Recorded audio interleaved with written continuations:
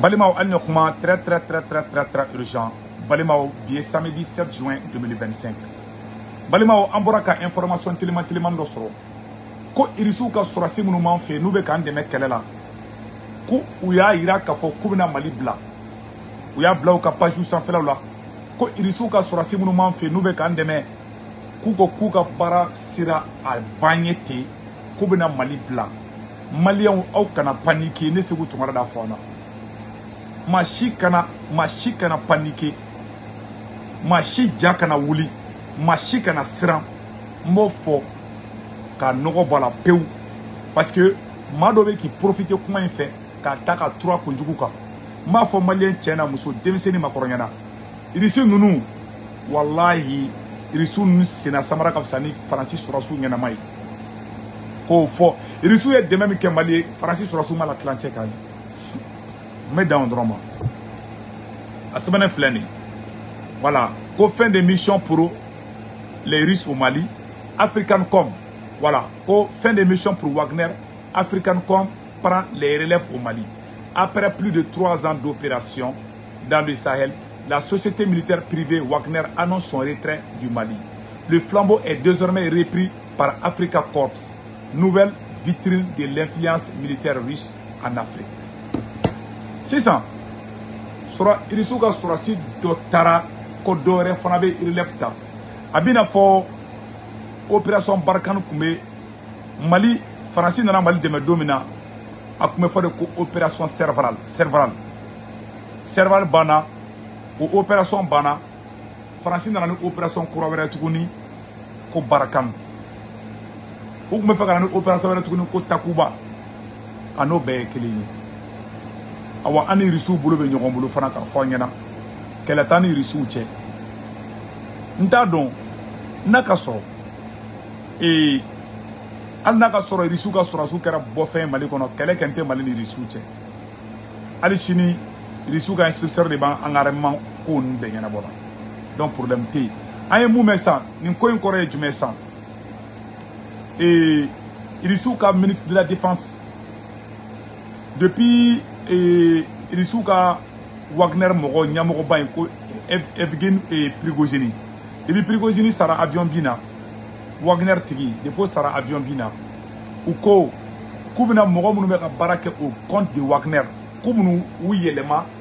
ou dit ministère de la défense ma koubla au ka lot au ka kokum kono. Ku toko boy ka Wagner toko boy. Kanani toko kuraye ka toko keko African Corps. O comment il dit c'est maintenant mais ne m'a don kolu fana ka surasi glanin de be muni Wagner te kelenye ne to kalama de a ko damina ne ba be kalama ne de la ka vidéo kala voilà ne vidéo kala donc nous ko Wagner tara ko African Corps bina tammi en tout cas kele gen tani research ne ka jatimina katla ka fo malien nyana tuguni irisi yo horonde bi irisi yo horonde chini Ali Irisuka Surasu Tura Malaou, Irisuka Surasu Bora Malaou, Ka fo Malien Nyana, Malien Tchena Moussou, Demise Ani Makorba Nyana, Ma Chitena, Kabena Mali libéré Kadi Malima, O Jamana Tebo Dien du Gokoloka, Kabena Mali de libéré, O Adi Auma, O Jamana Chita qui foka Dien Fara la Haraka, Mo Fanyana. Ma Chite Mali libéré, Malien de devait Mali libéré. Mogobro Bise Kan Deme, Irisube Kan Demedi. An n'a pas partenariat d'eau. On débat et requête tchaoui. On débat John Joroula. Namo ke amago sara. Namo ke antatiena. Donc, Jamana Sita n'a Jamana Bokadama. Mais ils sont nous sous Gafsani, Francis Yanamai, Francis Rassou Yanamai. Mofoka Noroboula. Nebe Irisuka Surasu préféré Francis Rassou. Francis Rassou nous, on n'a pas fouillé. Donc, à fond, Malien, il y en a aucun paniqué. Ni Mouye, Mado Beka Boka Malien Jatke. Ah, Irisu Nana, Takara, Irisu saboté. Francis Nana 100 ans, 100 ans. Ama Kidal Soro. Irisu Nana 100 Sabani Kidal Soro. Alnaga Soro, Yuraka Galen Watila. Nebe tient de faux. Wallah, Irisu Nungafsani Francis. Ni, Nabe Mogamou Kuna Kame, ko Francis, ko Amesiki Francis, Mansiki Tote Francis Made. n'a bɛ mɔgɔ min kunna ko Mali bɛ yen ko Faransi bɛ sigi na Mali kɔnɔ Faransi tɛ sigi ka na an tɛ Faransi fɛ an t'a fɛ sini irisiw su ka fisa ni Faransi sɔrɔsiw ɲɛnama ye Faransi y'an bali kan tɛ don Kidali Faransi tun bɛ marifa di terroriste ma ka Mali dugu kunturu jeni ka dugu jeni ko kɛra ka Faransi sɔrɔsiw to yan parce que ni ko tɛmɛna mɔgɔ bɛ ɲinɛ kɔ ka Faransi sɔrɔsi 5000 to Mali kɔnɔ anw ka dugu kunturu ka jeni ka duguladen bɛɛ faga o ma deli ka kɛ fɔlɔ depuis irisiw nana dugu kunturu ma jeni kan gɛnnu cira o ye tiɲɛ mais ka dugu jeni o ma deli ka kɛ irisiw tile la pour le moment irisiw ka ko k'olu bɛ taa u ka sɔrɔsiw ko k'u bɛ taa dɔw ko sɔrɔsi wɛrɛw bɛ nalen ko African Cup en tout cas irisiw ka yɔrɔ si ne ma sɛbɛnne ko irisiw ka sɔrɔsi dɔ bɛ taa ko dɔ bɛ na Mali kɔnɔ ne m'o sɛbɛnne ye dɛ ne y'a sɛbɛnne Maliyɛnw ni Burukinabew ni AES mɔgɔw de ka page kan ko irisiw ka sɔrɔsi minnu bɛ ka taga dɔw yɛrɛ ko irisiw ka sɔrɔsi ko Wagner tɛ Mali la bon n tɛna n da don o sɔsɔli ma donc k'a fɔ ɲɛna u y'a tɔgɔ kɛ Wagner ye o u y'a tɔgɔ kɛ Saganer ye o ou bien Wuluner ye o an b'u fɛ piɛw an bɛ irisi sɔrɔsiw fo piɛw irisi sɔrɔsiw su a ka fisa ni Faransi sɔrɔsiw ɲɛnama ye irisi an bɛ irisilakaw fo walayi u y'an dɛmɛ hali n'a ka sɔrɔ ko yɔrɔ dɔw bɛ yen olu man ɲi o yɔrɔ bɛɛ tɛ ɲɛ yɔrɔ dɔ la yɔrɔ dɔw bɛ yen o bɛɛ tɛ se ka ɲɛ o ye adamadenya taabolo ye adamaden ka yɔrɔ bɛɛ tɛ ɲɛ yɔrɔ dɔw ka ɲi yɔrɔ dɔw man ɲi o ye tiɲɛ de mais an t'an da don yɔrɔ kolon na an bɛ mun fɔ dɔrɔn n'an b'an ka armée labɛn an ka labɛn n'an ma bɔ tulonkɛ kɔnɔ jamana si tɛna Mali libéré ka di maa ma irisiw y'u seko kɛ o Maliyɛnw ye 20 millions de Mali président minnu ko k'olu ye Mali président ye ka marifaw ni fɛnw ta u bɛ ka mun de kɛ bi u bɛ ka Maliyɛnw bila ɲɔgɔn na u bɛ ka mun kɛ bi u bɛ ka Maliyɛnden bɛɛ kɔ don ɲɔgɔn na bi ka Maliyɛn bɛɛ kasa don ɲɔgɔn na ka Maliyɛn bɛɛ bila ka ɲɔgɔn kɛlɛ o wagati kelen terroriste bɛ ka Mali fan bɛɛ attaquer n'a bɛ Maliyɛn mun kunkolo la ko irisiw de bɛna Mali libéré ka di Mali ma ni kuranɛ cɛ u t'a kɛ billahi maa si tɛ Mali libéré ka di ma maa si tɛ n'an ka dugu libéré an yɛrɛ de b'a kɛlɛ kɛ bon en tant que Assimi Goïta bɛ fanga la Mali tɛ libéré n bɛ segin n ka kuma kan n bɛ n kale alikuranɛ la ka Assimi to Mali kɔnɔ Mali tɛ libéré n b'o fɔ a ɲɛna bi ne kɛ n tɛ Assimi kɛlɛ mais ne bɛ tiɲɛ kɛ ni fɔ parce que an bɛ yɔrɔ min na bi jugu kelen de b'an bɛɛ la o tɔgɔ ko Faransi o jamu terroriste kuma bɛ filɛ donc maa bɛ ka maa minnu kɛlɛ bi ne tɛ taa n kunkolo chauffer kɛlɛ foyi la mais n b'a fɔ Maliyɛnw ɲɛna tant que Assimi Goïta bɛ Mali président la ni Mali y'a ka yɛrɛma hɔrɔnya sɔrɔ hali 70% a ka fɔ ne Segu Tunkara ma ko ɲɛmɔgɔden tatɔ filɛ nin ye n b'o fɔ a y'aw bila aw kunna dɛ n tɛ wuli a ye Assimi gɛn pour le moment n tɛna mais n bɛ mun kɛ don a tɛ se Assimi tɛ se bi a tɛ se sini a bɛ ka jamana mara ni arrogance de a bɛ ka jamana mara ni jamanaya ni fɛnw de jamana si tɛ mara ten jamana bɛ mara ni tilennenya de irisiw n'an tɛ kɛlɛ la irisiw ka sɔrɔsiw b'an fɛ yen sɔrɔsi dɔw bɛ ka taga dɔw ko sɔrɔsi wɛrɛw bɛ nalen ne kɔni m'o ye irisiw ka pages fana sanfɛ ne y'a mɛn faransɛw ka médias de sanfɛ ko irisiw ka sɔrɔsi wɛrɛw parce que tɔgɔ in bɛ falen de tɔgɔ dɔrɔn de bɛ ka falen sinon mɔgɔ kelenw de don minnu bɛ k'an dɛmɛ o mɔgɔ kelenw de don koyi ko b'u tɔgɔ bɔ Wagner la ko k'u tɔgɔ kɛ ko African Cup a banna k'u ɲɛmɔgɔya ta ka ɲɛmɔgɔw dɔrɔn de bɛ changer a tɛna fɔ ko sɔrɔsi dɔw maralen bɛ irisiw bolo ko irisiw b'u bila ka na Mali la o kuma in ne ma da o bi la ne ma da o kuma sini na mais minnu m'an fɛ Mali la n'olu taara a bɛ se ka kɛ u bɛ dɔ bɔ effectif la kuma ŋunuŋunukan jama bɛ dugu la ne tɛna n da don la olu ye secret militaire ye tu vois mais an ni irisiw tɛ kɛlɛ la quoi n b'o yɔrɔnin fɔ ka Maliyɛn bɛ hakili sigi n'o ye awa k'a bila Maliyɛnw kunna irisiw ka sɔrɔsiw ka fisa ni Faransi sɔrɔsiw ye pewu an tɛ Faransi fɛ bi an t'a fɛ sini kuma bɛɛ de filɛ nin ye donc an ye nin message nin de sɔrɔ n b'a d'aw bɛɛ lajɛlen ma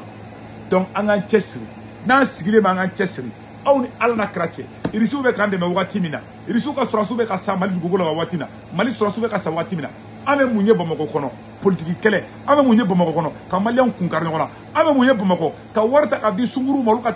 olu ka taga sumuw sigi sɔrɔsi cɛ ka bɔ Assimi Goïta ye kɛlɛ kɛ Assimi Goïta est un homme de terrain o ye tiɲɛ de Assimi Goïta ye kɛlɛ kɛ o ye tiɲɛ de e ka bɔ tasuma kalama ka na fanga ta ka tila k'i ta kɛ sunguru tɛgɛ ka ɲina i nakun kɔ o ɲɔgɔn danga fila bɛ bɔ n'a y'a Assimi ye Mali ni y'a Assimi ye Mali libéré a ka fɔ Segu Tunkara ma ko tu ɲamɔgɔ di a dɛsɛra a tɛ se c'est fini n b'o fɔ an ɲɛna dɛ n'a y'a tulo gɛlɛya a bɛ sukasi caman kɛ dɛ n b'o fɔ an ɲɛna bi mun bɛ ka kɛ bi a waati mun bɛ ka kɛ bi tant que Assimi man kunna a tɛ dabila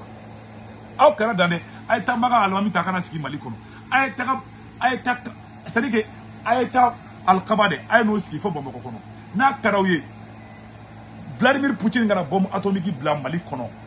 tant que Assimi de ye Mali président ye ni Mali in libéré la n'a ye Tunkara de ka fɔ ko ɲamɔgɔden tatɔ filɛ ka bɛɛ le cerveau ninnu to kaso la fo n'a ka sɔrɔ bɛɛ ma yɛrɛ kɔnɔ jɛya Assimi ye de hakɛ maa ye adamadenw janfa Ala t'i sago d'i ma n'a ye janfanti ta mɔgɔ langolo mɔgɔ sunguru tigɛla jɛnɛyakɛla ko ta ko bila ka jamana kunna n'Ala ye barika don jamana la n'a ye Tunkara de ka fɔ ko ɲamɔgɔden tatɔ filɛ ne bɛ kuma in fɔla mɔgɔ caman tɛ da la mais aw b'a dɔn don min na ça va être trop tard ne bɛ ka don jan kuma de fɔ aw ɲɛna an ka jɛ an ka nin yɔrɔ la min ɲɔgɔn fɛ donc k'a fɔ ɲɛna Faransi tɛna an ka Irisiw tɛna an ka dugu libéré ka d'an ma dɛ n'an banna bɛn an kana bɛn n'an bɛ recrutement kɛ an ka recrutement kɛ mɔgɔ si tɛ maa ka jamana libéré ka d'i ma n'an b'an ka armée labɛn an ka labɛn n b'o fɔ an ɲɛna bi dɛ voilà.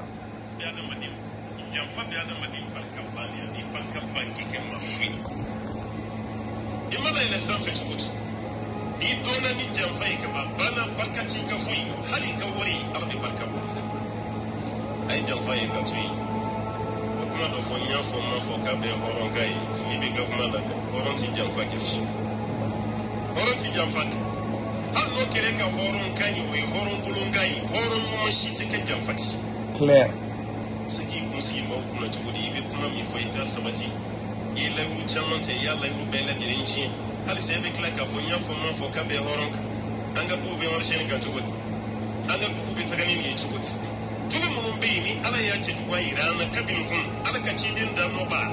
an ku an kan yi soro ka soro ala kun mai an ku barake amitan anti taroshi odi kama an ban ka bana mun ni woro dola ban na ka koro de ala kuma dolan ku be san fi an jigina ko kun dalin bana mu ko baka kuma sai ka tigana barka ku banga ko langa ku barka baka jigi e baka be kan yini ni da bali mu ya firgita buli mate na kare yini ni e di yire ni na kare da bali yire de da bali do yire baski yim mu ke majalai ala bu gode kololo bere pepere kuna no yi jamfai kuma dalai kirin yala mamu be ku setu yi ni edu kamar bai kan jamfa ta sunna Assimi an janfa mena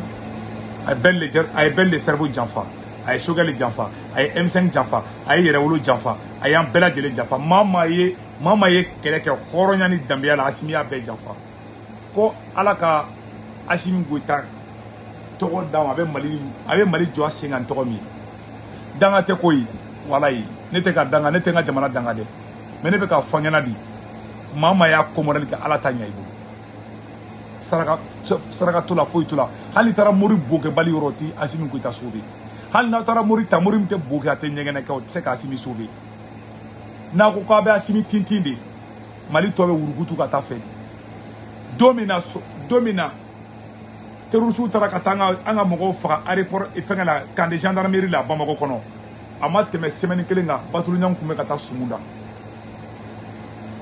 maloya tɛ ko la bilen jɛnɛya musow de bɛ ta ka wari d'olu ma u tɛ maloya ni adamaden tɛ maloya bilahi hali a fɛ ja hali ni wulu ka adamadenya kɛ o ka fisa maa min ti malo maa ma ti malo a tɛ hɔrɔnya a tɛ fɛn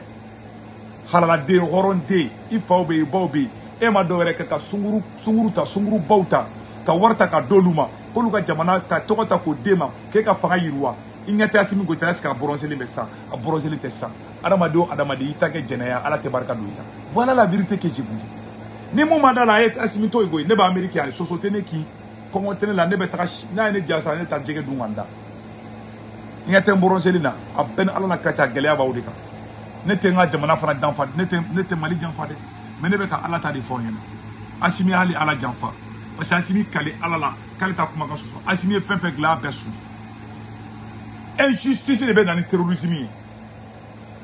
hali terroriste bɛ ka taga a fɔ u ka village la ko Assimi Goïta ye sunguru tɛgɛla de ko Mali k'u ka b'u kɔ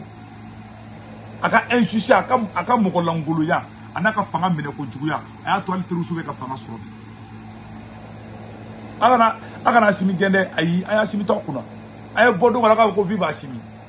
ne ben sigi ne be film doron laji iman la fiale ya est ce que abene la sana asimi ta ko be kala ta non ne to niveau la bleu ne be mali de sauver oro yin nasa ne ke France fait bin ta feshi